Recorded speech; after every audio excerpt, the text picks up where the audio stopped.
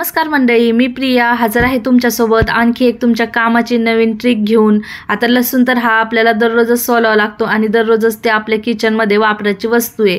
पण लसूण सोलताना ना बघू शकता पावसाळ्यामध्ये तो असा एकदम ओलसर होऊन जातो, सादळ्यासारखा होतो, लवकर तो फुटत सुद्धा नाही। अशा वेळेस आपल्या हाताची पण आग होते सोलताना, नख पण खराब होतात, हात पण खराब होतात। तर आज मी तुम्हाला एकदम साधी सोपी ट्रिक दाखवणार आहे।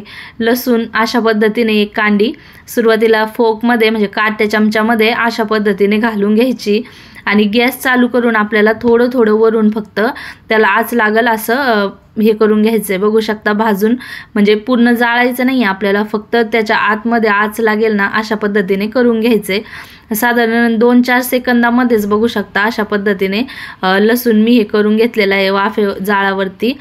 त्यानंतर थोडंसं आपल्याला हात लावता येईन असं गरम आहे ना तोपर्यंतच आपल्याला हा लसूण फोडून घ्यायचा आहे। बघू शकता किती सहजतेने फुटलाय आणि अगदी मी एका हाताने हा लसूण सोललेला आहे। बघू शकता अशा पद्धतीने एका हाताने सुद्धा हा लसूण तुम्ही सोलू शकता किंवा नुसता हाताने अशा पद्धतीने चुरगळला जरी ना तरी पण बघा किती लसणाच्या पाकळ्या खाली सोलून निघलेल्या आहेत। गरम झाल्यामुळे ना ह्या लसणाच्या पाकळ्या आपसुकच वेगवेगळ्या होतात आणि लसूण सोलणं एकदम सोपं होतं।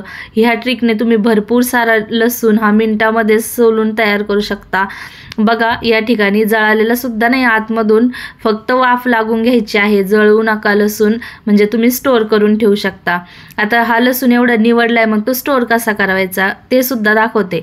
बघा या ठिकाणी मी एक कंटेनर घेतलेलं आहे प्लास्टिकचं, म्हणजे आपण काही पार्सल वगैरे आणतो ना बाहेरून त्यासोबत येते किंवा तुम्ही विकत सुद्धा घेऊ शकता, अगदी 5 रुपयाला असे कंटेनर भेटतात। त्याच्यामध्ये लसूण भरून ठेवायचा आणि ते एअर टाईट पण असतात, झाकण लावायचं, फ्रीजमध्ये ठेवायचा। तुम्हाला हवे तेवढे दिवस स्टोअर करा आणि वापरा। ट्रिक कशी वाटली नक्की कमेंट करा।